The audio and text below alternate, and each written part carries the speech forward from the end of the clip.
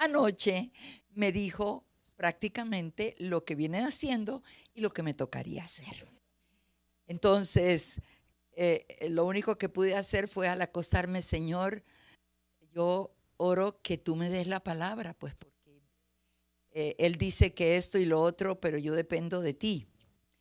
Y Él estaba hablándome de cómo el Señor los ha llevado en los últimos tiempos y la necesidad de edificar la iglesia realmente, de fundamentar la iglesia.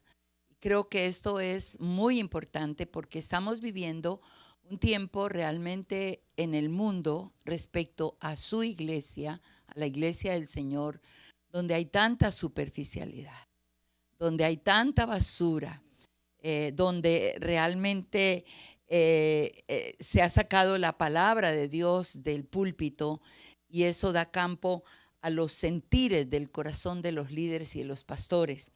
Tengo el privilegio de estar en muchos congresos alrededor del mundo, donde tú vas con una expectativa supremamente grande. Número uno, de recibir, porque me encanta recibir. Siempre llevo mi cuaderno y no tomo nota en el iPad, lo tomo escribiendo y me gusta recibir, pues obviamente me toca dar, pero con gran tristeza mi libreta regresa como me la llevé. No hay mucho que recibir. O a veces en la página tú pones el título espectacular de un mensaje que nunca se logra desarrollar. Eso me reta porque hay que aprender de lo bueno y hay que aprender de lo malo. Y siempre queremos hacer las cosas con excelencia porque tenemos un Dios que todo lo que hizo lo ha hecho excelente, ¿cierto? Entonces, hay una carga y eso que sus pastores han sentido de poder trabajar durante todo este tiempo me maravilla porque es poder llevar la iglesia a salir de la orilla para poder entrar en las profundidades de Dios. Y en Lucas 5 tú encuentras cómo los discípulos que habían sido prácticamente ya llevaban más de 2 años entrenados por el Señor, los discípulos deciden ir a pescar esa noche no cogen nada de peces, por la mañana llegan frustrados a la playa, sacan sus redes, remendándolas, frustrados, no cogieron nada de peces. Y el Señor justo llega a predicar en esa orilla. Y le dice a Pedro, préstame tu barca. Una barca que estaba vacía. Yo vengo de una tierra de pescadores. Hay muchos colombianos aquí que saben, yo vengo de Tumaco, de la tierra del Pacífico. Y yo nací así y crecí en las playas.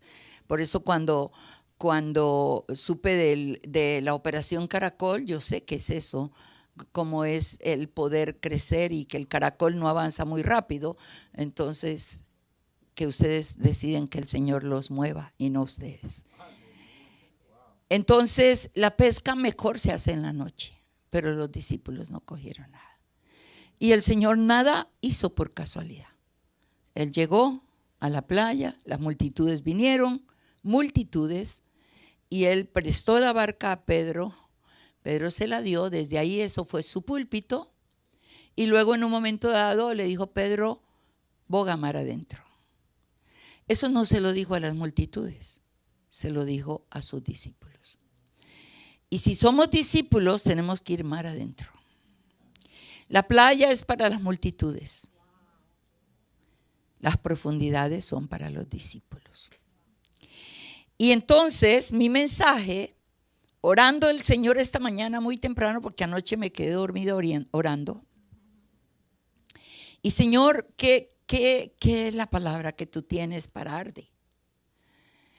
Y estaba en otra palabra que también estaba en mi corazón, pero como 2 horas antes el Señor me habla de esta palabra, que solo la he predicado una vez, que tiene 10 puntos, pero tranquilos, no, seguramente no voy a llegar a los 10 puntos.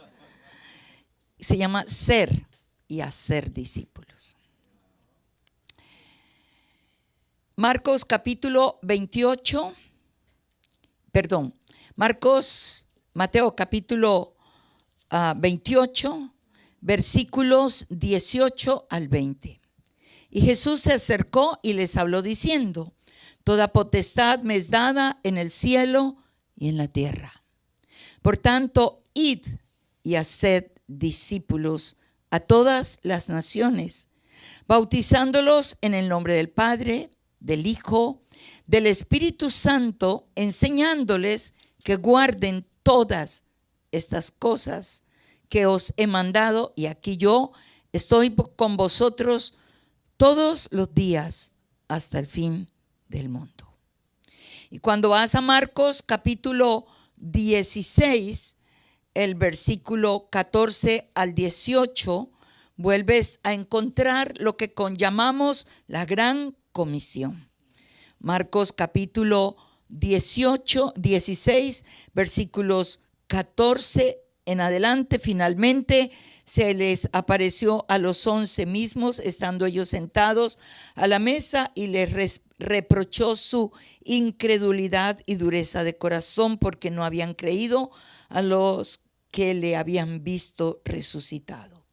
Y les dijo: id por todo el mundo y predicad el evangelio a toda criatura.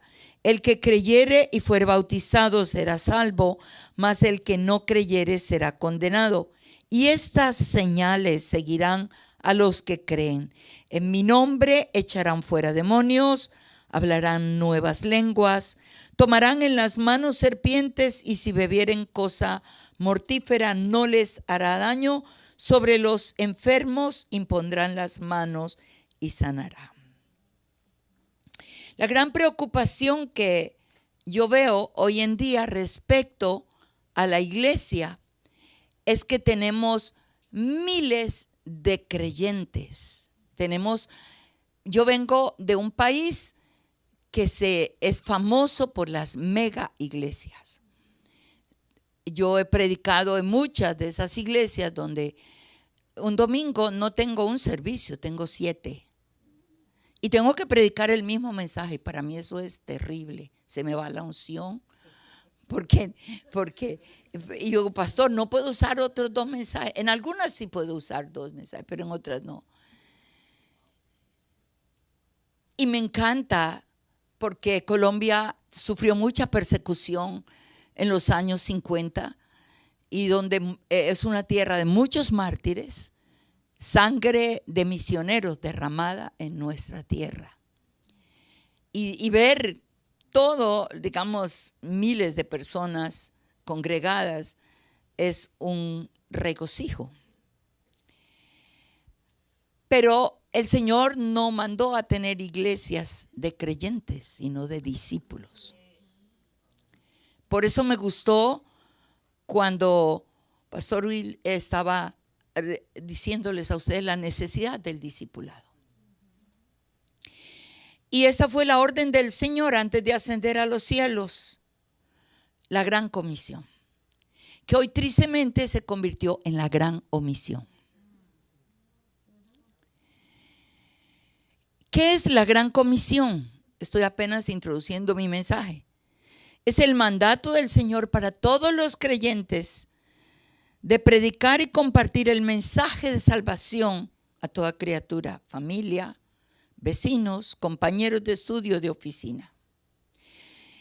Es por eso que en la Nueva Traducción Viviente, este versículo de Marcos 16:15 dice: entonces les dijo: vayan por todo el mundo y prediquen la buena noticia. Ahora, siempre tenemos la idea de que es al mundo, a las naciones, pero el mundo es tu mundo alrededor. Nosotros veníamos en el Uber con un haitiano y ya estaba yo preparando el terreno para lanzar la estocada. Pero el haitiano conoce del Señor. Y fue un tiempo maravilloso, 45 minutos donde reímos, donde nos gozamos, donde se sentía el mismo espíritu, ¿cierto? No pudimos echar la red, pero pudimos edificar. Entonces, esa gran comisión es ese mandato. Y es el mandato del Señor de ser discípulos y hacer discípulos. Diga, ser y hacer. Y eso es muy importante porque ahora voy a definir quién es un discípulo. Y un discípulo es uno que sigue a su maestro. Es uno que quiere ser como su maestro. Es uno que aprende de su maestro. Es alguien que vive de tal manera las características de Cristo y están entretejidas en las fibras de su ser. Estoy hablando del maestro de maestros. El hacer discípulos es importante porque fue el método escogido por el Señor para esparcir las buenas nuevas de salvación. Jesús escogió a 12 y más de 3 años les enseñó, los formó. Realmente no los entretuvo, no les dio un mensaje almático. Ahora, cuando usted lee los evangelios, usted va a ver que las multitudes le seguían. Él predicó a las multitudes, pero él predicó a los discípulos. Él subió al monte, por ejemplo, las bienaventuranzas, estaba con las multitudes y dice, y luego subió a un monte y llamó a sus discípulos. O sea, el sermón del monte fue para los discípulos. Y es un sermón que tiene que ver con el carácter de la vida cristiana. Entonces, Él se reveló a ellos a través de la enseñanza. Él se reveló a ellos a través de los milagros. Él se reveló a ellos en su carácter. Jesús hizo la diferencia muy marcada entre los miles que le seguían miles, y lo que fueron sus discípulos. A ellos les enseñó de manera personal, les enseñó las tareas ministeriales, les enseñó el amor a la gente, la importancia que ellos tenían y la importancia de la gente. Les reveló al Padre, les habló de su muerte, de la cruz, de la resurrección y que volvería al Padre. Les habló de que vendría sobre ellos el poder del Espíritu Santo y los capacitaría para hacer la obra. La promesa se cumple en Hechos 2, el Espíritu Santo desciende y entonces comenzamos a ver desde el capítulo 2 de Hechos la acción del discipulado. Ahora eran 12 porque se reemplazó a Judas. Ahora eran 12 que tenían a su cargo extender las buenas nuevas de salvación. Y junto a esos 12 se agregaron los que estaban en el aposento alto. Estoy hablando de hombres y de mujeres, porque todos allí fueron llenos del Espíritu Santo. Cuando se va al libro de Hechos, en el capítulo, yo estoy predicando y enseñando, por eso necesito dejar claro esto. Y seguramente mucho de esto ya lo han sabido con sus pastores en las enseñanzas, pero déjeme recordarle. Hechos capítulo 2, el versículo 41 y 42, comenzamos a ver el discipulado en acción.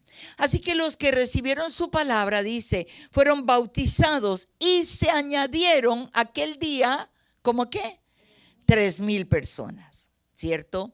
El versículo 42, y perseveraban en la doctrina de los apóstoles, en la comunión unos con otros, en el partimiento del pan y en las oraciones. Cuando usted va al capítulo 4, versículo 4, pero muchos de los que habían oído la palabra creyeron y el número de los varones era como 5,000. En poco tiempo, 3,000. En poco tiempo, 5,000. ¿Cierto?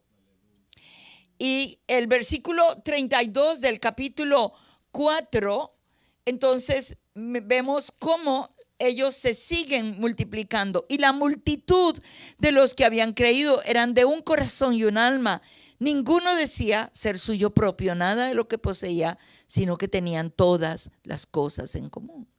Capítulo 6, versículo 6, dice, que llamaron a varios de los que, voy a leer el verso 1, en aquellos días, como creciera el número de los, ¿qué? ¿Sí se da cuenta?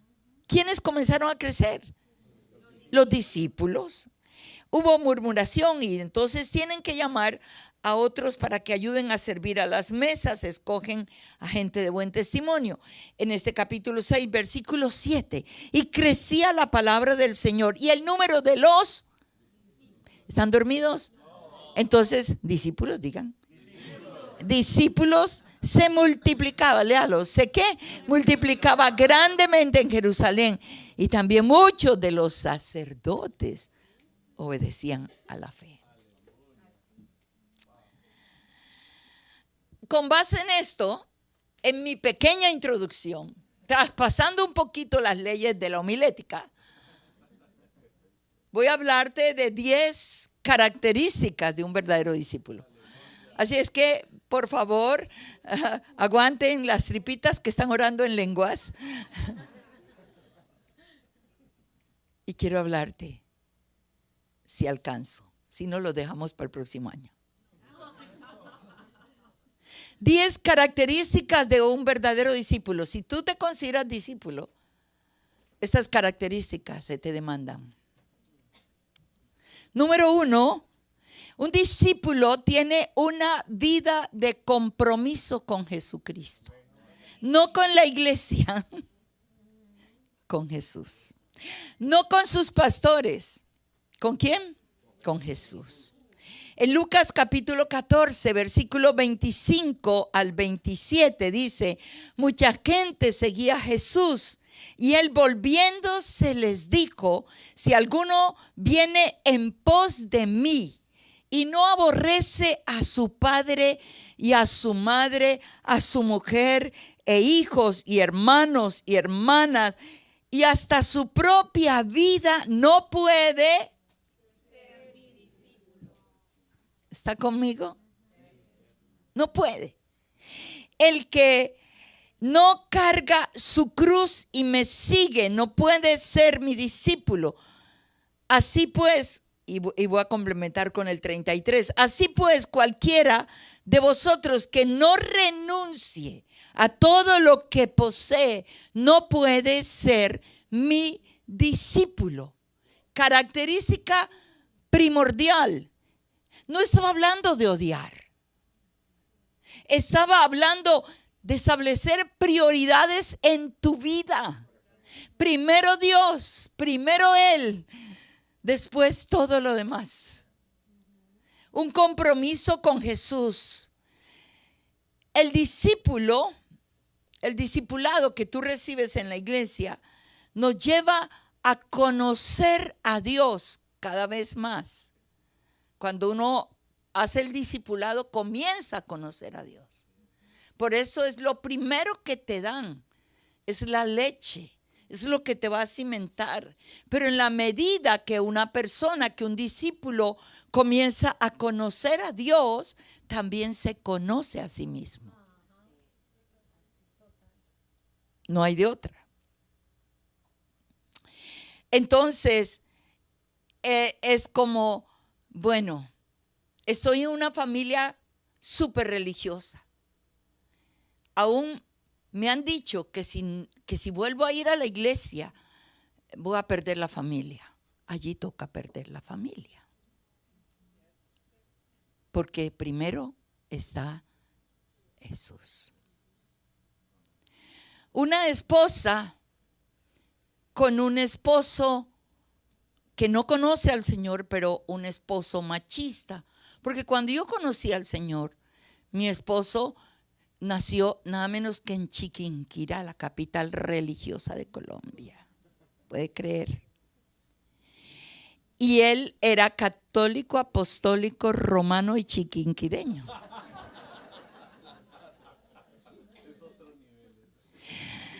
Y cuando yo conozco al Señor, algo muy lindo en nuestro matrimonio, que ya vamos a cumplir 57 años de casados. Y algo muy lindo es que siempre nos respetamos lo que cada uno crea. Si él era liberal y yo conservadora, pues yo respeto su tendencia política. Pero pues cada uno sin herir, sin ofender. Y cuando hablo de un esposo machista, es aquel que impone, que ya gracias a Dios en esta iglesia no pueden existir. Tampoco feministas, ¿no? Entonces, es tan hermoso porque él me decía: solo te pido que te cuides, porque te están cambiando de religión. Y yo que fui una buena discípula ya me sabía de memoria todo. Y yo empecé a decir, no, es que estoy en una relación, no en una religión. Pero hay esposas que han sido subyugadas y que un esposo las encierra. Y si tú vuelves a esa iglesia, te dejo. Y me ha tocado ver casos muy duros, pero mujeres muy hermosas, sufridas, que dijeron, primero Dios. Y el hombre se fue. Y le fue tan mal que volvió.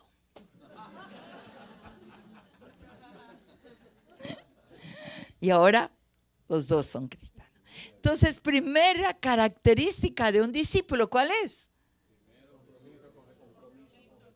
Es un hombre o una mujer que realmente vive una vida de compromiso con Jesús. Número 2, un discípulo vive en un amor apasionado por Jesús y por la gente. Yo llevo 46 años de haber rendido mi vida a Cristo. 44 de predicar. Y voy a decirte, la pasión por mi Señor crece todos los días. Yo solo veo al Señor en cada curva del camino. Es verdad. Y mis hijos se lo pueden decir. Porque es poder conocer a Dios, amar al Señor. Eso que se dice, ay, es que ya pasó el primer amor. A mí no me ha pasado. A mí me arde por los huesos. Él es increíble. Es decir, para mí lo veo en cada detalle, en cada momento, en cada situación. No estoy hablando de un amor emocional, sino de un amor maduro, un amor profundo, que es el mismo comparado. Yo miro, llevo 57 años de casada y mi hombre después de Dios es mi pasión.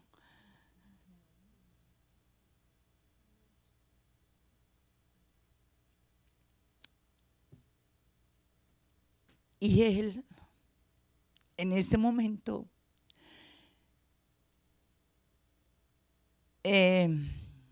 ustedes saben que él tuvo un cáncer de páncreas y el Señor lo sanó. Los médicos no le dieron sino 6 meses de vida. Y llevaba 11 años sin cáncer.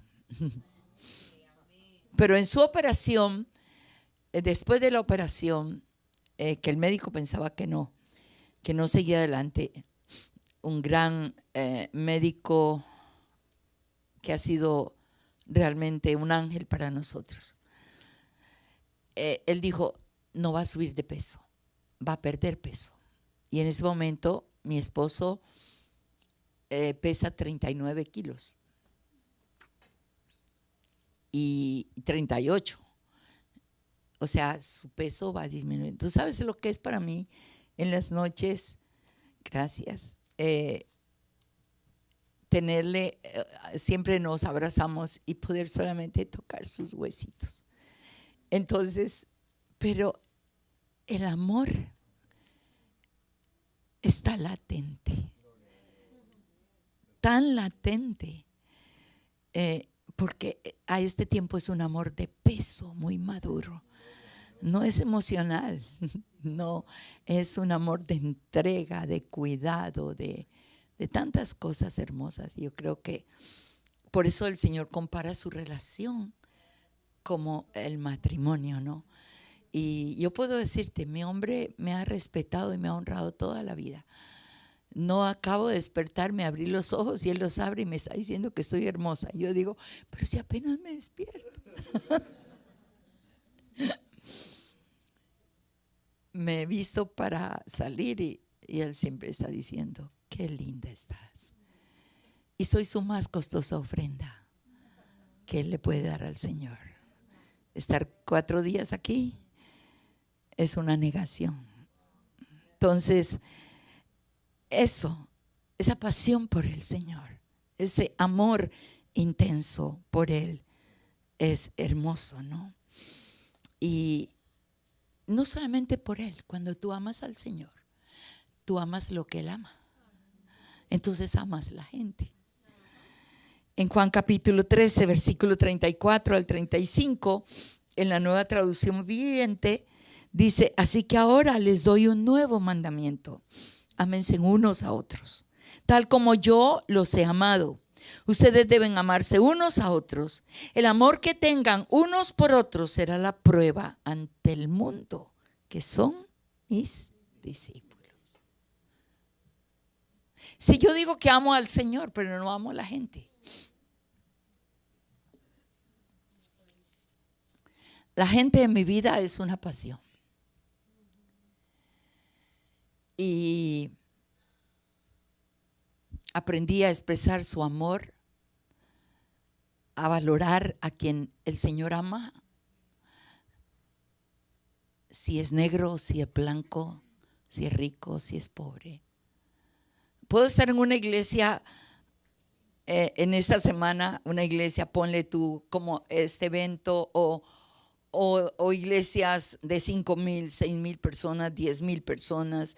Y la semana entrante tengo que ir al sur de mi ciudad, una iglesia de 40 personas. Voy con toda mi pasión y me preparo con temor y temblor, ¿cierto? Así es que la gente es tan importante. Un minuto que tú le des a la gente, un minuto, un abrazo que tú le des a la gente, un cuidado, el poder descender al nivel. Y yo siempre digo, la gracia de Dios en el ministerio se muestra cuando nos da su gente. Eso es la gracia de Dios. Y un ministerio sin gente es una desgracia. Entonces, un verdadero discípulo realmente es quien tiene un amor apasionado por el Señor, pero también un amor apasionado por la gente. Y Jesús vino a eso, a derribar las murallas. Es por eso que cuando Él, en Juan capítulo 4, le dice a sus discípulos: vayan y compren de comer, ¿no? ¿Se acuerdan? Y es que hombre con hambre es cosa seria. Y el Señor, ya siendo el mediodía, no quería que lo estorbaran y le dijo: vayan y compren de comer. Y ellos se fueron. Y él llegó al pozo de Jacob. Y sabía que ahí iba a llegar una mujer rechazada. Una mujer que necesitaba el agua de vida. Y cómo él se conecta con esa mujer. Y cuando la mujer llega al pozo a las 12 del día, porque normalmente una mujer recoge el agua a las 6 de la mañana, una buena ama de casa, no a las 12 del día. ¿Por qué fue a las 12 del día? Porque a las 6 de la mañana estaban todas las que ella les había quitado el marido.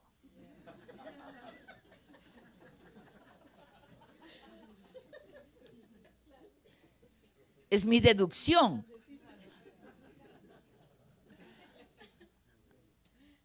No está allí, pero está explícito.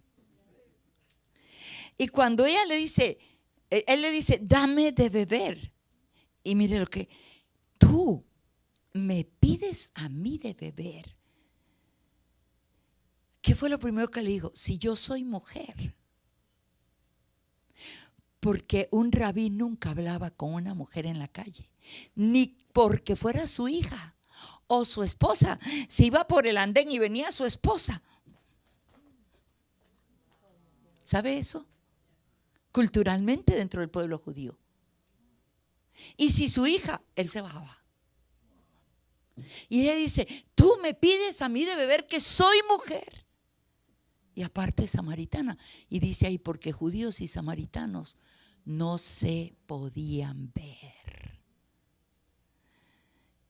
Eso no lo hacían los fariseos. El sentarse con los publicanos y pecadores, menos. Y por eso los fariseos le dicen: es que tú te sientas con la gente que no debes sentarte. Y es que aprendemos de Él, de que todos somos iguales, que toda persona merece el respeto y merece conocer el Evangelio. Y por eso un verdadero discípulo es aquel que vive apasionado por Jesús y apasionado por lo que Él ama, que somos nosotros. Número 3, sin perder. Número 1. Muy bien. Número 2. Número 3, un discípulo tiene un corazón de siervo. Escríbalo en letra bien grande. Tiene un corazón de siervo. Eso es realmente la vida del discípulo, servir. Porque el que no sirve, no sirve. Y el que no vive para servir, no sirve para vivir. ¿Cierto? Y esto lo puedo hablar con libertad aquí, porque de que uno entra la gente está sirviendo. Entonces, siempre le va a caracterizar eso. En Mateo capítulo 23, versículo 11 y 12, dice: el que es el mayor de vosotros, sea vuestro siervo. Porque el que se enaltece será humillado, y el que se humilla será enaltecido. Cuando usted va a Marcos capítulo 9, versículo 33 al 35, dice que saliendo a Capernaum, iba el Señor con sus 12 discípulos. Iban para Capernaum. Iban en el camino, y cuando llegaron, dice, Él les pregunta a sus discípulos. Mire cómo le pregunta: ¿qué disputaban en el camino? Esa palabra disputar es... Y los discípulos eran muy latinos. Y los discípulos, ya cuando los confrontó, los discípulos dijeron: no disputábamos. Es que somos costeños y hablamos duro. El costeño habla duro, ¿no? Mi esposo es boyacense. Yo soy costeña del Pacífico, un poco más calmado que el Atlántico.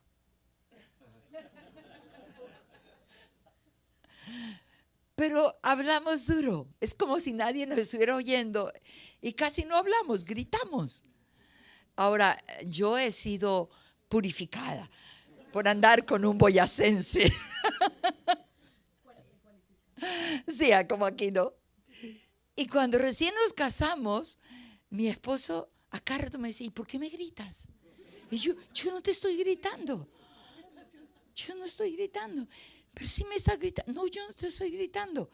Un día le dije: no, es que usted es muy delicado. Y yo no sabía que era problema cultural. Y un día él estaba ahí y llegué y me dice: ¿me estás gritando? Y mi hermana iba llegando y le digo: hermana, ¿estoy gritando? Y mi hermana, que es costeña, también dice: ¡no!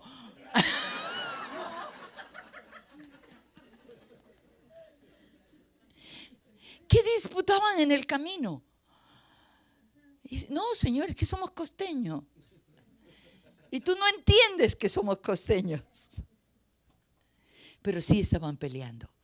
¿De qué hablaban? Hablaban, y cuando el Señor cumpla lo que tiene que cumplir, ¿quién va a ser el líder? Y Pedro dijo: yo, porque yo dije las palabras de vida. Yo le dije: tú eres el Cristo, el Hijo del Dios viviente. Yo, porque yo caminé sobre las aguas. El otro le dijeron: pero te hundiste. Pero caminé. Juan dijo: yo, porque soy el discípulo amado. Andrés dijo: yo, porque fui el primer discípulo. Judas dijo: yo, porque tengo la plática.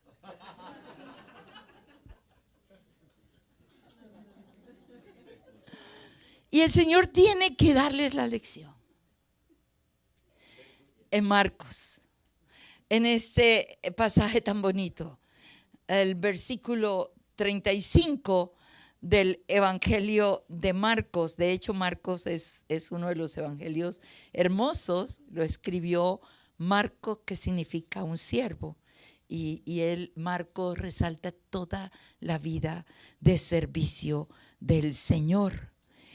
Y dice, entonces él se sentó y llamó y les dijo, si alguno quiere ser el primero, tiene que ser el postrero de todos y el servidor de todos. Un corazón de servicio. Mateo capítulo 10, Marcos capítulo 10, versículo 42 al 45, es otra ocasión donde Juan viene, Juan y su hermano, y están todos allí. Y él le dice, Señor, ¿nos podrías atender un momentico? El Señor dice, sí, queremos pedirte algo. Está bien, hable. Dice, no, pero acá es algo en secreto. ¿Qué quieren? Prométenos que cuando tú estés en la gloria, sentado con tu Padre, yo esté a tu derecha y Jacobo a la izquierda. Dinos que sí. Y el Señor tiene que darles una lección muy grande. Y el Señor tiene que decirles algo que necesitamos aprender. Los reyes de la tierra se enseñorean de ellos, de sus súbditos, y ejercen sobre ellos potestad. Pero en mi reino no será así, sino que el que quiere ser el mayor tendrá que ser el menor, y el que quiere ser el primero tendrá que ser el servidor de todos.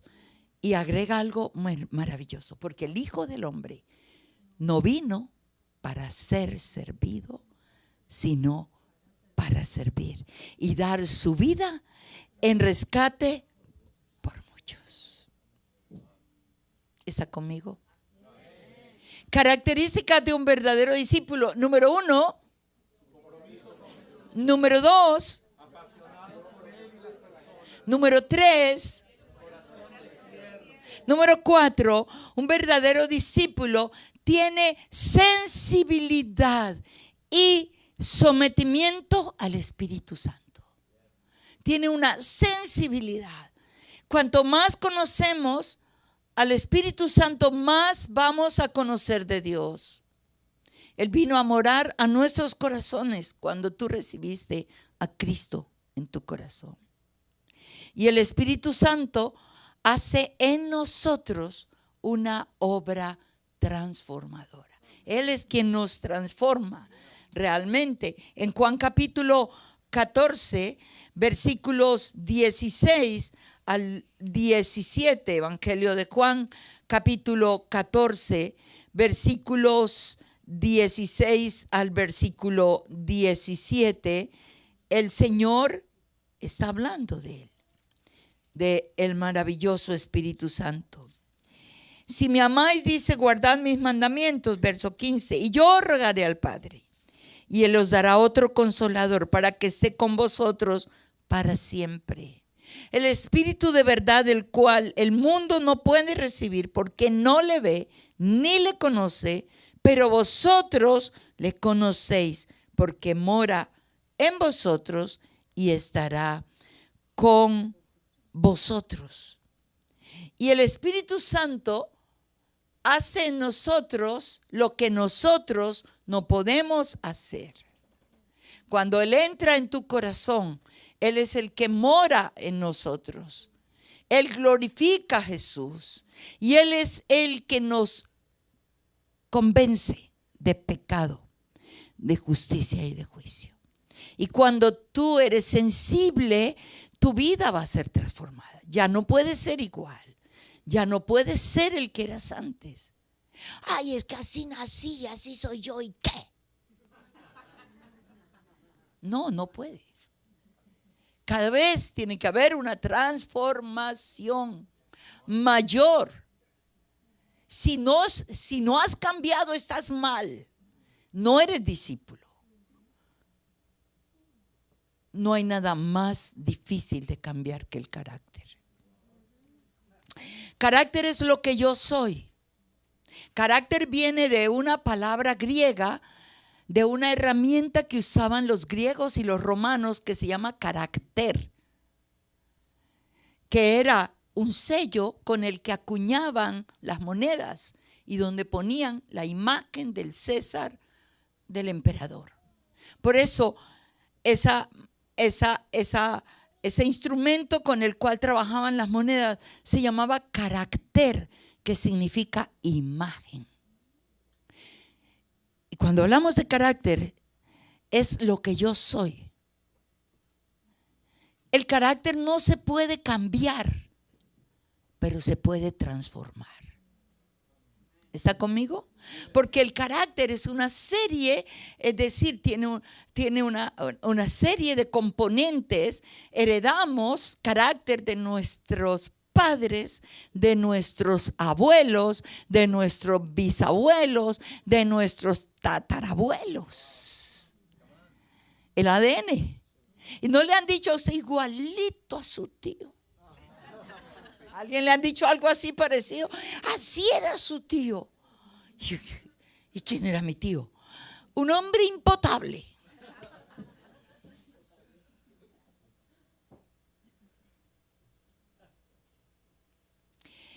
Ese carácter es lo que Él quiere transformar y poner el carácter de Cristo en nosotros. Que cuando lo insultaban no reaccionaba, sino que bendecía. Y bueno, tantas cosas, hermano. Y es el Espíritu Santo el que realmente te confronta. Entonces, un verdadero discípulo es realmente el que tiene una sensibilidad y un sometimiento al Espíritu Santo. Número 5, un verdadero discípulo vive bajo la autoridad de la palabra de Dios. Diga, vive bajo la autoridad de la palabra de Dios. Juan capítulo 8, un texto muy conocido, versículos 31 y 32, en la Nueva Traducción Viviente. Jesús dijo a la gente que creyó en Él: ustedes son verdaderamente mis discípulos si se mantienen fieles a mis enseñanzas, y conocerán la verdad, y la verdad los hará libres. Qué hermoso. Yo comencé a conocer la verdad porque tenía hambre por esa palabra, sigo teniendo hambre por esa palabra, sigo teniendo sed por esa palabra, me amo esa palabra. Y en los primeros años, cuando Dios nos llevó a vivir de Tumaco a Bogotá con mi esposo y nuestros niños que ya habían nacido, yo vengo de una familia, de una abuela y de una mamá. Mamá quedó viuda a los 34 años con 6 hijos. Yo era la última de esos 6 hijos y le tocó lucharla en un tiempo donde la mujer no tenía mayores oportunidades. Pero gracias a Dios mi abuela había sido negociante de almacén y de todo, y ella ayudó a mamá, y mamá empezó su negocio, y esa línea de negocios te sigue. Yo, para mí, fácilmente puedo hacer negocios. Ahora no puedo porque Dios me lo ha prohibido. Estoy en los negocios de Él, que es diferente, ¿no? Pero cuando fuimos a vivir a Bogotá, todavía pues yo ya había recibido a Cristo, estaba comenzando mi vida cristiana. Con el paso del tiempo, yo dije a mi hermana: aquí hay una buena oportunidad de comenzar un negocio con los langostinos de mi tierra, que son muy perseguidos. Entonces yo ya había hecho contactos con varios restaurantes, y yo dije: ¿a ustedes les interesa? Y ¿a qué precio? Entonces ya con base en eso yo hablé con mi hermana, y mi hermana me enviaba los cargamentos de langostino. Yo tenía 3 restaurantes a los que le llevaba, recogía la carga y de una vez llevaba, y bueno, todo así. Y el langostino del Pacífico, perdón, los que son del Atlántico, pero el marisco del Pacífico es mucho mejor que el del Atlántico, porque nosotros tenemos 2 corrientes, la de Humboldt y la del Niño. Entonces la riqueza del mar es impresionante. Y tranquilo, yo fui buzo también. O sea, sí. Entonces uno sabe de todo eso. Y empezamos el negocio. y con la otra hermana yo le enviaba ropa desde Bogotá. Mejor dicho, estábamos hechas. Libre dejaba el negocio del langostino 65%. Y un negocio, si no te da el 20 libre, ni lo sigas haciendo, porque no resulta. Entonces, me volví experta en todo eso y el langostino, como era tan bueno, algunas personas comentaron, ay, pero ¿por qué tienes que vender todo al restaurante? ¿Por qué no vendes individualmente? Nosotros tenemos ganas de comprar de esto, lo otro. Y yo, sí, ahí mismo, otra idea, ¿no? Hablé con mi esposo y dice, sí, sería bueno, pero no es muy esclavizante. No importa, si vamos a ganar, no importa lo esclavizante. Ahora, ¿qué hice yo? Me fui a Carulla. Me fui a Pomona, que son supermercados, y me di cuenta que allí estaba la libra de langostinos y decía 500 gramos, pero no tenía 500 gramos. Porque cuando congelan esa libra le ponen agua. Entonces yo llegué y dije, bueno, pueda que esa libra traiga 12 langostinos, 15 langostinos, pero yo no lo voy a llenar tanto de agua, pero sí algo de agua.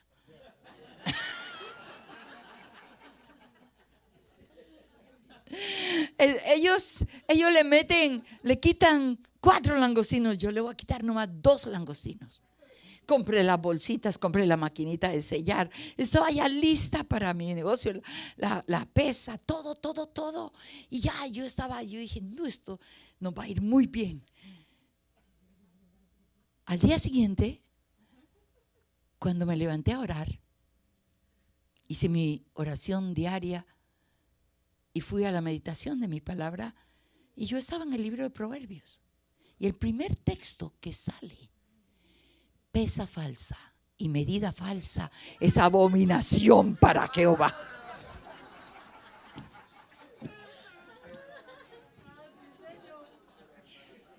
Traté de pasar la hoja.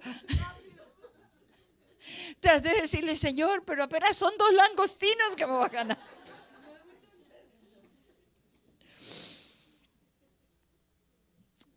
Dije, no vendo. No puedo hacer.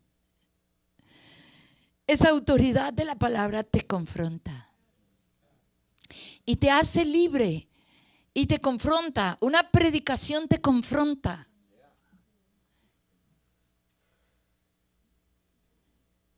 No es que el pastor esté hablando y que te la tenga dedicada. Es el Espíritu de Dios y su palabra que necesita confrontarte. Y cuando esta palabra llega al corazón, y cuando esta palabra tú la meditas, no la lees, la meditas, esta palabra te tiene que sacar los cueros al sol. Entonces tú no puedes seguir igual. Seguramente después de tu tiempo de meditación tienes que ir y decirle a tu esposa o a tus hijos, perdóname, porque no hice lo correcto.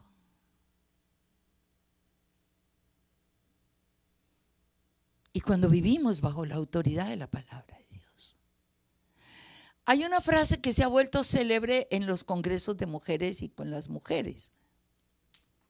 En uno de los mensajes yo estaba hablando acerca de la necesidad de vivir la vida de integridad y cómo Dios a lo largo de mi relación con Él tuvo que confrontarme en varias áreas de mi vida personal. Un día que estaba en mi tiempo con el Señor, me doy cuenta, el Señor me exhorta y me dice, ¿por qué mientes?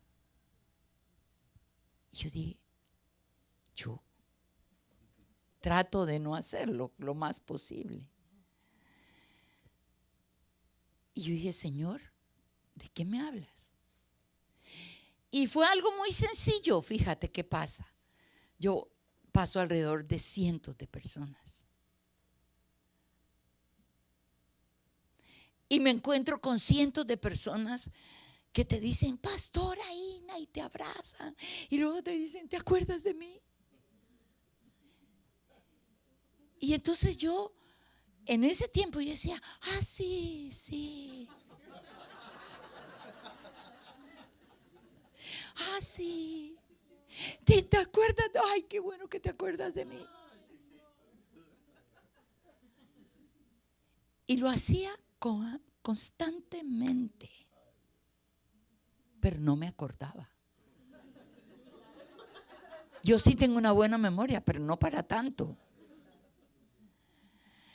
Y a veces me decían, sí, ¿te acuerdas cuando estuvimos en tal parte y tal? Y yo, ajá, nomás decía, ajá, pero esa era una mentira. Y un día el Señor me confrontó. Y cuando Él me dice eso, yo le salgo con esta. Señor, es para no herir la gente, para hacerles sentir importante. Porque si les digo que sí, ellos se sienten importantes. Me dice, aparte de la mentira, asumes el orgullo. Dije, nunca más, Señor. Ni los camarones, ni las mentiras, Señor. Y pedí perdón al Señor. Así es que cuando alguien me dice, ¿te acuerdas de mí? Yo digo, la verdad no. Pero si me dices algo, yo podré de pronto recordar, ¿no? Y estaba en Chicago compartiendo este testimonio en un evento de mujeres. Y bueno, vino el receso, el break, y todo el mundo salió del salón a tomar su cafecito y todo. Y yo salgo, me llevan para el VIP, y viene una mujer corriendo por el corredor, apenas me ve, con los brazos abiertos. Pastora Igna, y me abraza. Luego me separa y me dice, ¿te acuerdas de mí? Yo acababa de decir eso. Y yo la miro y le digo, pues la verdad, no. Pero si me dices, es que yo estaba comprobando porque yo nunca he estado frente a ti.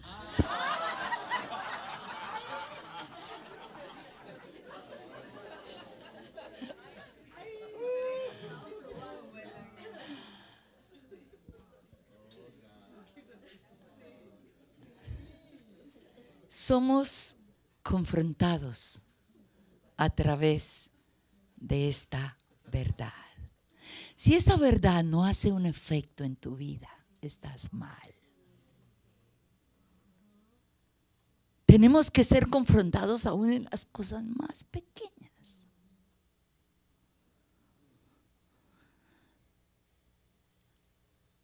A medida que la meditas, no la lees. Hay gente que dice, yo leo la Biblia y yo tengo el programa para leer la Biblia en un año. A mí no me gustan esos programas. No los seguiría nunca. ¿Por qué? Porque entonces para tal día tienes que leerte. Y 5 días que no he leído ahora para ponerme al día. No.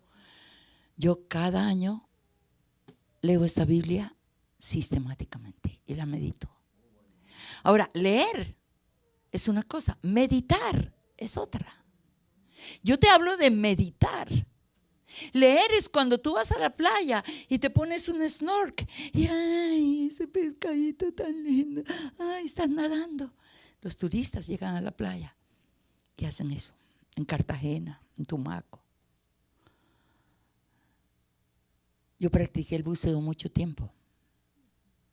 Leer es ponerte el snorkel. Meditar es ponerte los tanques, bajar a las profundidades, no querer salir de allí, mirar los corales, la diversidad de peces.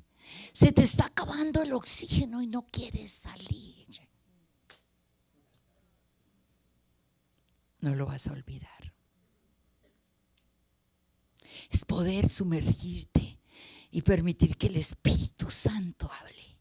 Y la palabra confronta, te muestra tus errores, porque como dice Hebreos capítulo 4 verso 12, que la palabra de Dios es viva y eficaz, que es más cortante que toda espada de 2 filos, que penetra hasta partir ¿qué? El alma, el espíritu, la coyuntura, los tuétanos, y discierne los pensamientos y las intenciones del corazón. Y no hay nada, dice, oculto delante de ella.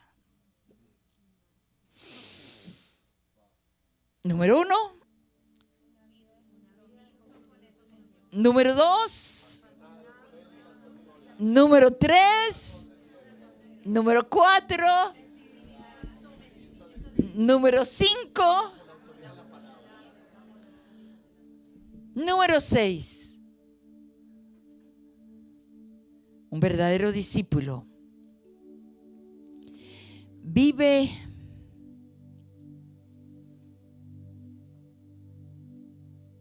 congregándose en una iglesia. No puede haber discípulos.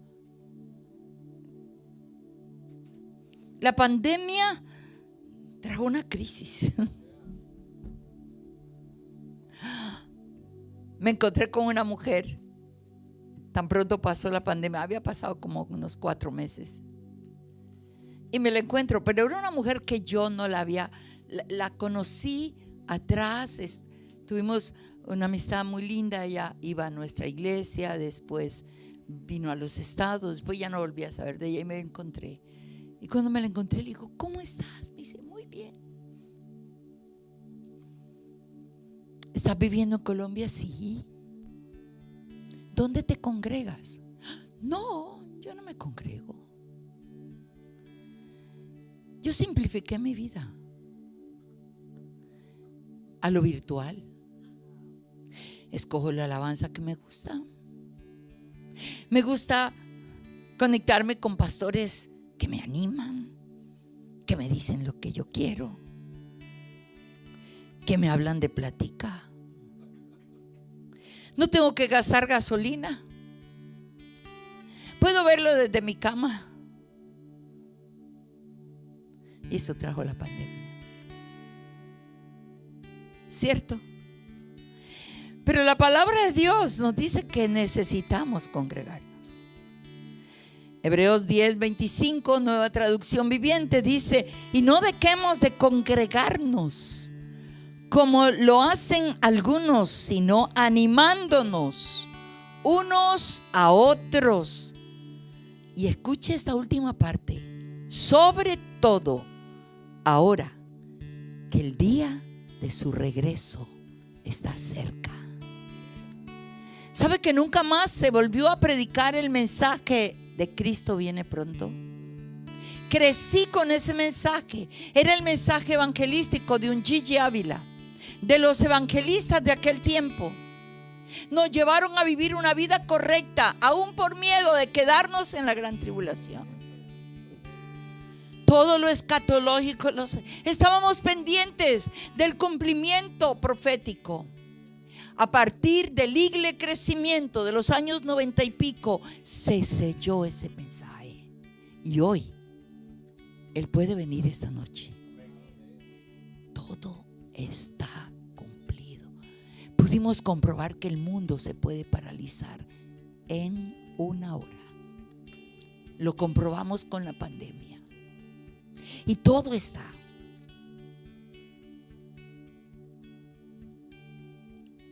¿Se da cuenta? Un discípulo se congrega y se involucra con la comunidad de ese lugar.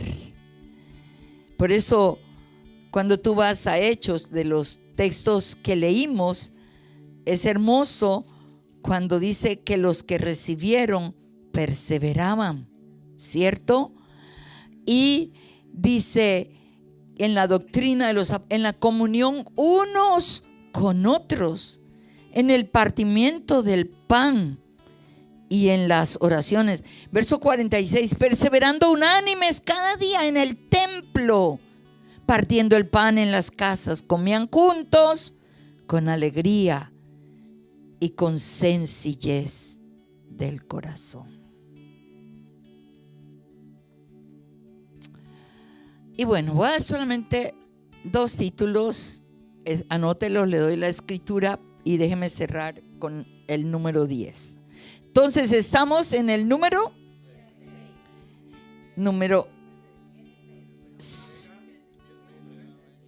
se congrega, ¿cierto?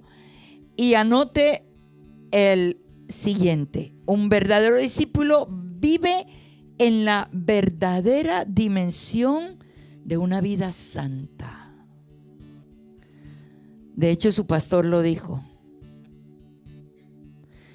Primera de Pedro, capítulo 1, verso 15 y 16, nueva traducción viviente. Pero ahora sean santos en todo lo que hagan, tal como Dios quien los eligió es santo, pues las escrituras dicen: sean santos, porque yo soy santo. En toda nuestra manera de vivir. Un discípulo vive una vida con propósito. Qué hermoso. Efesios 2, 9 al 10, nueva traducción viviente. La salvación no es un premio por las cosas buenas que hayamos hecho, así que ninguno de nosotros puede jactarse de ser salvo. Pues somos la obra maestra de Dios. Él nos creó de nuevo en Cristo Jesús a fin de que hagamos las cosas buenas que Él preparó para tu vida y para mi vida tiempo atrás. ¿Cómo llegamos a conocer el propósito de Dios para nuestras vidas? Cuando tú conoces a Dios, empiezas a conocer a Dios, entonces comienzas a conocer para qué te trajo Él al mundo. Hay una oración de Pablo. Pablo era un hombre que oraba por las obras que Dios le había permitido abrir. Nunca las soltó. Es un ejemplo para nosotros, los pastores y los que trabajamos en la obra del Señor. Él nunca soltó la gente, la amó en su corazón, oró por ellos. Y cuando tú vas a Efesios capítulo 1, él hace su primera oración por una iglesia que Dios le había permitido estar con ellos más de 3 años, y una iglesia en la cual él había invertido, la había formado. Pero y digo, ¿cómo les escribe en esta carta? Y mire lo que él dice en su oración, versículo 15, 16 y 17 y 18. Por esta causa también yo, habiendo oído de vuestra fe en el Señor Jesús y de vuestro amor para con todos los santos, no ceso de dar gracias por vosotros, haciendo memoria de vosotros en mis oraciones. Y aquí viene: para que el Dios de nuestro Señor Jesucristo, el Padre de gloria, les dé espíritu de sabiduría y de revelación en el conocimiento de Él. Conocimiento de Él. Vuelvo, insisto, el conocimiento de Él. Él quiere revelarse. Señor, dame sabiduría y dame revelación en tu conocimiento. En la iglesia, los pastores, damos mensajes, damos estudios, todo lo que sea para que usted pueda conocer más. El discipulado es parte de llevarnos al conocimiento de Dios. Pero luego viene un conocimiento personal, que es mi relación con Él. Y entonces hay 2 palabras en el griego. Noxis es el conocimiento aquí, y ginosko es este conocimiento llevado a una experiencia personal. Y cuando tú escuchas a otros decir: tuve esto con el Señor, y el Señor me habló, y el Señor me dijo: ¿y cómo es que te habla? ¿Y cómo es que te dice? ¿Y cómo? O a veces le dicen a uno: ¿y por qué es que habla tanto de que? Pues porque tú conoces la voz del Señor en la práctica. ¿Sí? A mí me llama mi hijo de los Estados Unidos. Bueno, cuando estoy en Colombia, el que vive en California, ya sé que es el mayor. Me llama el segundo, ya sé que es el segundo. Me llama mi nieta Daniela, que tiene un acentico americano porque ella es gringuita, y ese habla ese español tan lindo, todo con ese. Y yo ya sé que es mi Dani, porque le conozco. Y eso es. Pero lo más hermoso es que en la medida que yo le conozco a él, me empiezo a conocer yo. Y conozco su propósito. ¿Se acuerdan de Isaías? En el año en que murió el rey Usías, capítulo 6, verso 1. En el año que murió el rey Usías. Tienen que morir los Usías para que tú puedas conocer. Ese profeta mesiánico, poderoso, grande, que habló, que tuvo la revelación del Mesías, del nacimiento del Mesías, del sufrimiento del Mesías, de la unción del Mesías, del milenio del Mesías. Ese que se movía en la corte de su primo en el año que murió el rey Usías, ya predicaba. Capítulo 5 está profetizando: ay de estos, ay del otro, ay de acá. Capítulo 6, en el año que murió el rey Usías. Y a veces va a tener que morir los Usías para que tú puedas ver al Señor. Dice: en el año que murió el rey Usías, vi yo al Señor. Cuando él sintió que la nación había perdido todo. ¿Y ahora qué va a pasar? Ya murió Usías, que había llevado a la nación a un poderío militar, a un poderío económico, a una gloria tremenda. ¿Ahora qué va a pasar? Entró al templo desesperado, y cuando entró tuvo una visión extraordinaria. Lo vio al Señor sentado en su trono, con faldas que llenaban el templo, porque la grandeza de un rey se medía por el largo de las faldas. Y aquí las faldas llenaban. Las de Usías no llenaban sino 4 metros. Esas llenaban todo. Y los querubines, y los serafines, y la gloria. Y cuando él vio eso, y oyó una voz del que decía, y habló, y allí es confrontado con su pecado, con esa lengua que él, junto con la gente del palacio. Y luego él dice: y caí como muerto, y oí una voz que dijo: ¿a quién enviará? ¿Y quién irá por nosotros? Y es confrontado con su propósito y su llamado. Y él dice: heme aquí, envíame a mí.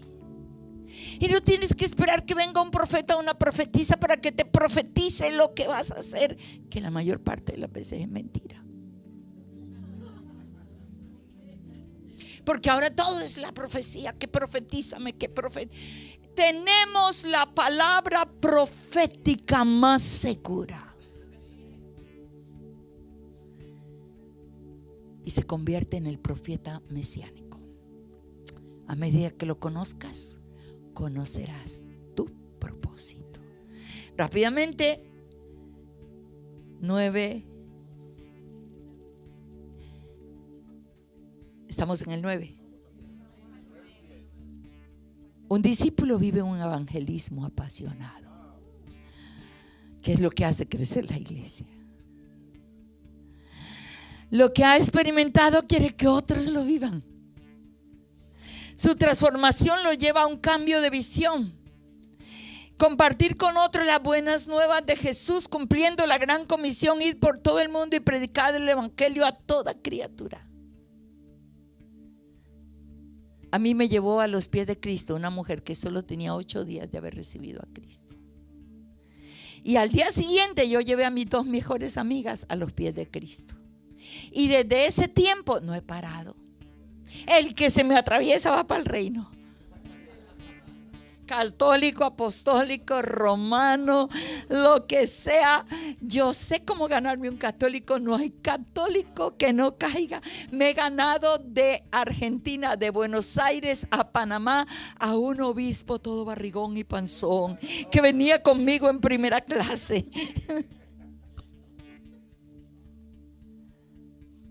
3 trofeos tengo, entre los cientos y miles de personas que he ganado para Cristo, no desde el púlpito muchas veces, pero personalmente.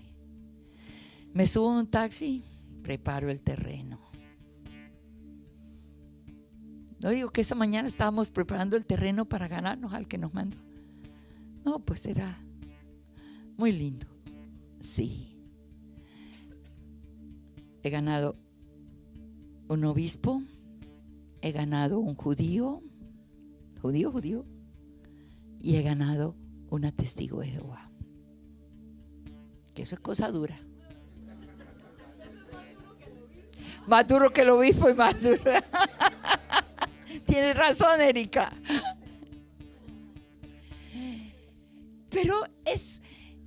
pasión.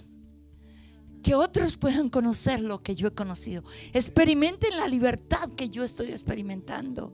Que no se pierdan. No estoy en contra de su religión. No, me la sé toda. De eso sí me aprendí a refutar todo de manera. Es que ustedes no creen en María. Mire, me tocó oficiar el matrimonio de una parejita muy linda. Ellos son médicos, los dos son médicos. Y pues conozco la mamá, los tíos de ella. Y ellos, pastora, queremos que nos cases. Los preparé. Y resulta que el papá de él, católico, apostólico y romano, le dijo que si se casaba por la iglesia evangélica, él no iría al matrimonio. Total es que a la final fue al matrimonio. Y dentro de la ceremonia, yo tengo un tiempo donde los hijos, dan gracias a sus padres. Un momentico, toman y dan gracias a sus padres o a su mamá por todo lo que les brindaron para educarse, para todo el tiempo de criarlos y de todo. Y luego un tiempo donde los padres bendicen a los hijos. Ese papá por fin accedió a ir al matrimonio, pero estaba envenenado. Y cuando ya llegó el momento que los padres iban a bendecir a los hijos, pasa pues la mamá de ella, porque ella no tenía papá, y pasa el papá y la mamá de él. Y entonces cuando le pasamos el micrófono para que bendijera a su hijo, él toma el micrófono. Yo no tenía ni idea de lo que estaba pasando, y en medio de semejante matrimonio tan hermoso, él dice: en el nombre de la Santísima Virgen María, la Inmaculada Concepción. Y ese muchacho, trágame tierra. Yo quiero bendecirte. Ay. Y el muchacho me miraba como diciendo: pastora, que yo le dije: tranquilo, espérate. No, espérate. Y eso era de Dios. Porque mi mensaje estaba basado en Juan capítulo 2. Y fue invitado Jesús a las bodas con María, su madre. Y en el mensaje le agrego esa porción tan linda de esa gran mujer que tampoco el pueblo evangélico predica, que no es justo, porque fue una maravillosa. Y cuando yo comienzo a hablar de ese escenario, ese hombre sentado allí, ahora no era el hijo, era el papá que decía: trágame tierra. Y ya cuando pasamos, ya se ofició el y todo, y pasamos a la mesa principal, yo estaba con ellos, y él viene y me dice: yo quiero que usted me perdone, yo tenía tanta rabia, pero esto me ha parecido el matrimonio más hermoso que yo he visto. Esa noche, en ese matrimonio, ese hombre recibió a Cristo. Y cuando se casó su hija, me manda un mensaje a través de su hijo, que si también puedo casar a su hija. Yo sé cómo ganarme, porque yo fui católica, apostólica y romana. Entonces, esa pasión por el evangelio. Y lo último, y con esto cierro: un verdadero discípulo mantiene un corazón obediente y generoso. Diga: mantiene un corazón obediente y generoso. Mateo capítulo 6, versículo 24. Generoso y obediente. Y vamos a esa escritura de Mateo capítulo 6 y el versículo 24. Y dice la palabra: ninguno puede servir a dos señores, porque o aborrece al uno y amará al otro, o estimará al uno y menospreciará al otro. No podéis servir a Dios y a las riquezas. Y lo que está diciéndonos aquí, cuando el dinero gobierna tu corazón, cuando roba todos nuestros afectos, cuando es en Él que ponemos nuestra confianza, estamos mal. La iglesia primitiva fue un gran ejemplo de generosidad. Capítulo 2, versículo 45 y 46.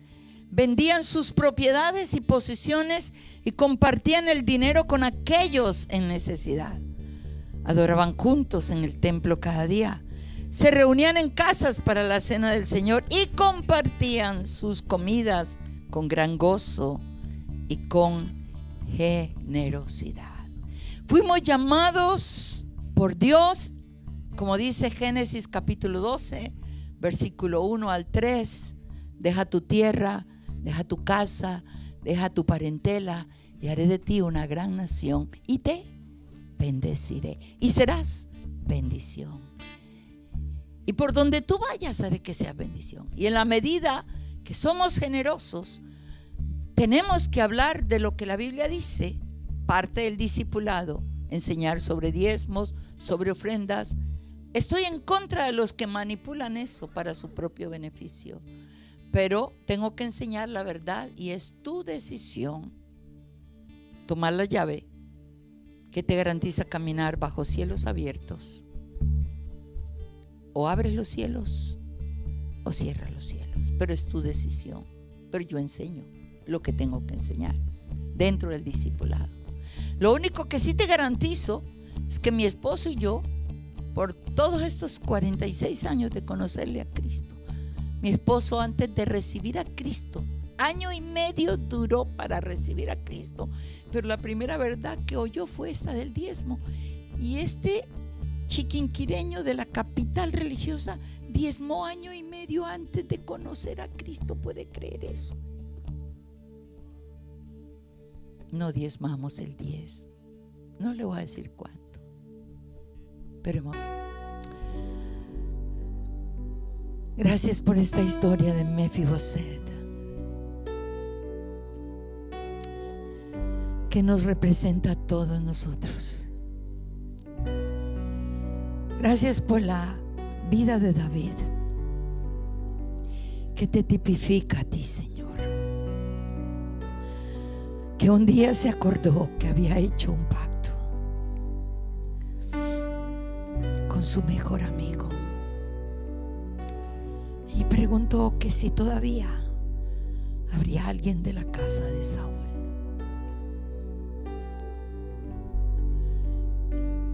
Gracias que un día, Señor, tú perdonaste nuestro pecado. No miraste, como dijo Will, nuestra debilidad, nuestras fallas, tantas cosas en las cuales caímos cada uno de nosotros. Nos limpiaste y nos sentaste a tu mesa. Tus manteles cubrieron nuestras imperfecciones.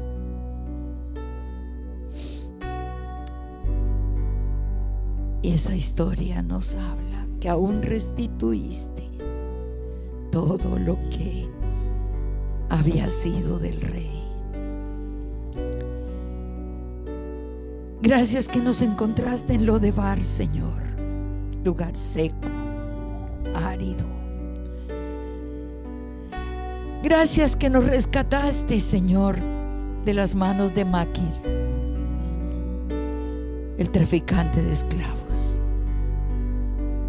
y nos rescataste de la mano del demonio y del pecado. Éramos esclavos del pecado y nos mandaste a llamar. Tu Espíritu Santo nos llevó a ti. No es casualidad. Y tu sangre nos limpió y enderezó nuestro caminar. Nos rescataste del hoyo cenagoso, del pozo de la desesperación. Pusiste nuestros pies sobre peña, la roca inconmovible que es Cristo, y enderezaste nuestros pasos. Y hoy has colocado en nosotros cántico nuevo y alabanza a nuestro Dios. Y Señor, lo único que te pido hoy, con esta iglesia que amas tanto, Señor, con esta iglesia que lleva el nombre de Arde, que podamos arder de pasión por ti, de pasión por las almas, Señor. Que nos convirtamos en lo que tú has querido hoy, que tanto se ha perdido el llamado de la gran comisión, que arda en nuestros corazones, que cada vida en este lugar se convierta en un verdadero discípulo, que pueda tener la carga por otros de que lo que ha experimentado, de lo que ha sido limpiado, liberado, desatado, puedan otros conocerte. Señor, desata por tu Espíritu Santo en esta mañana, en esta tarde, un fuego que caiga sobre cada hombre, sobre cada mujer, aún sobre cada niño donde se encuentra, Señor. Enciéndelos con la pasión evangelizadora, Señor. Enciéndenos con la pasión evangelizadora, Señor. Sí, Señor, sí, Señor, levanta tus manos allí. Ríndete a Él ahora.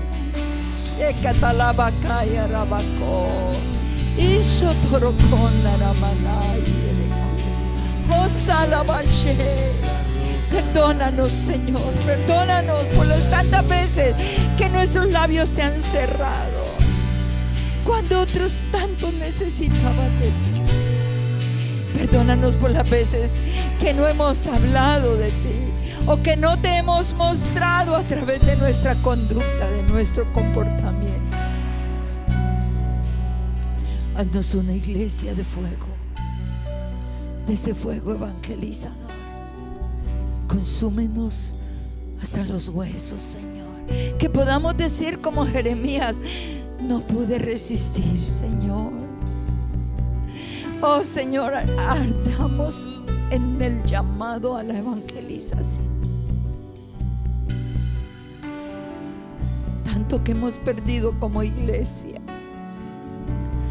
tanto que hemos perdido, pasa congreso tras congreso sin ni siquiera hacer un llamado para la cruz.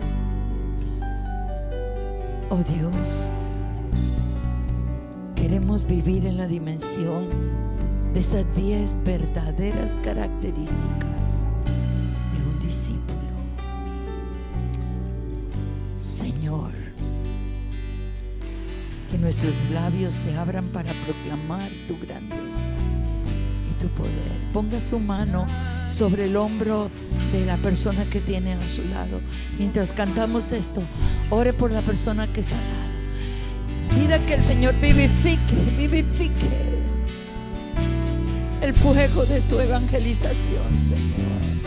Sí, Señor, pon dolor en nuestros corazones, carga en nuestros corazones.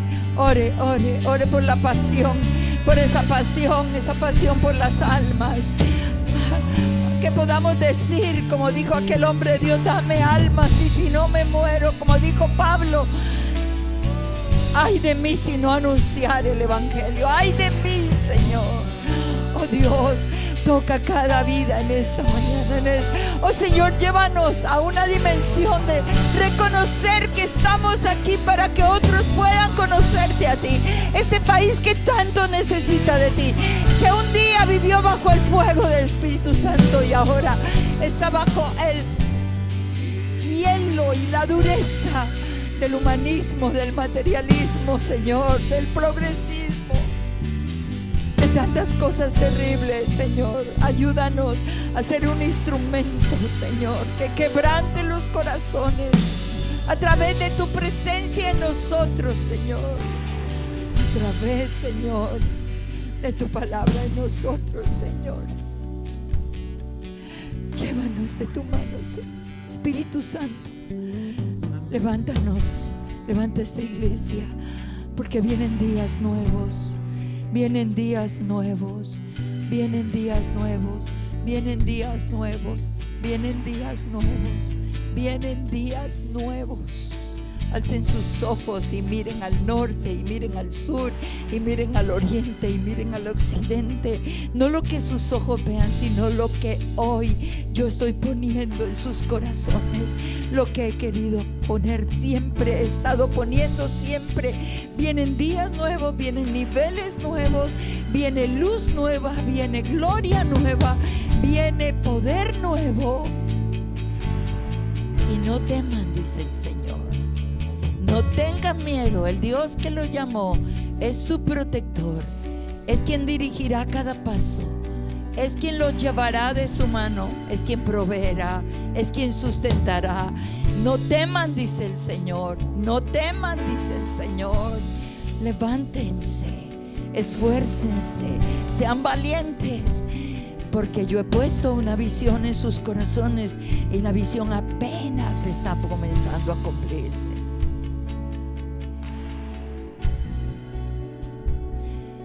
Y va a pasar algo, como pasó en la casa del Padre, en la iglesia que pastoreó.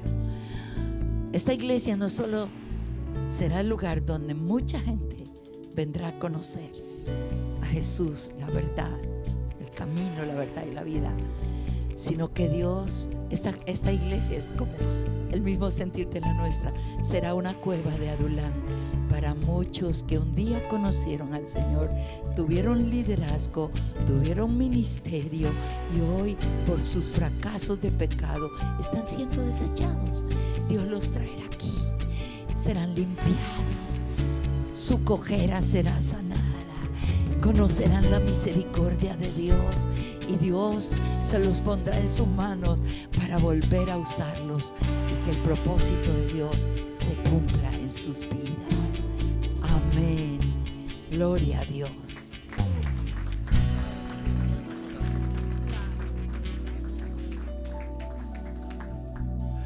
Quiero orar por mamá Igna. Padre, te damos gracias por esta mujer de Dios que bendice a tantas naciones y que bendice a nuestra generación, Señor. Para nosotros como iglesia es una honra escucharla y recibirla, abrazarla. Y de la misma forma es una honra poder orar por ella y hablar palabra de bendición. Gracias porque su legado está presente, ardiente y vigente. Gracias porque es un ejemplo, no solo como apóstol, como ministro, es un ejemplo como madre, como abuela, como esposa, pero sobre todo como hija. Gracias porque cuando la vemos, nosotros sabemos que si hay personas dignas de imitar, que han cuidado su testimonio, que han caminado en santidad y que predican lo que practican, Señor, que no lo hacen por interés, lo hacen por pasión y por devoción a ti. Oramos como iglesia por tu matrimonio, por tu esposo, por su salud, por sus finanzas, por sus recursos, y le pedimos al Padre que sea fortaleciéndolos y que sea por medio de su Espíritu Santo siempre sanando, proveyendo, guiándoles. Gracias porque sabemos que Igna está entrando en una temporada muy gloriosa.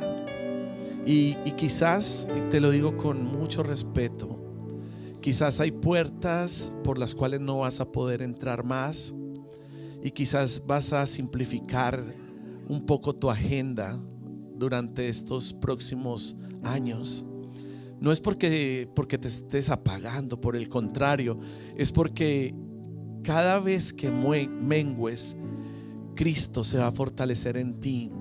Y viene, te lo digo con respeto, mamá Igna, Dios sabe cómo te respeto y cómo te amo, pero siento en mi espíritu que vas a menguar por un tiempo, porque cuando Dios te vuelva a liberar, a salir, va a ser incontenible la gloria de Dios que se habrá de manifestar a través de tu vida y a través de tu ministerio. Yo te doy gracias por ella, te doy gracias por su familia, por sus nietos, por sus hijos, por la iglesia que ella representa y preside. Gracias por las generaciones que ha marcado, por los cientos o miles de personas que ha alcanzado, porque sabemos que la palabra que le has dado es una palabra de gracia y es una palabra de misericordia. Abrazamos el mensaje a través de ella y te damos gracias por su labor, por su entrega y por su ministerio en Cristo Jesús.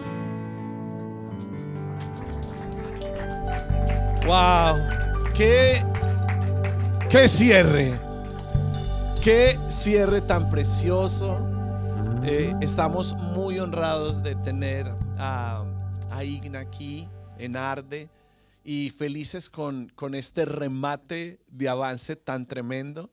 Vamos el próximo domingo a cerrar Operación Caracol, lo que es la predicación, porque la Operación Caracol se va a mantener hasta que lleguemos al nuevo lugar.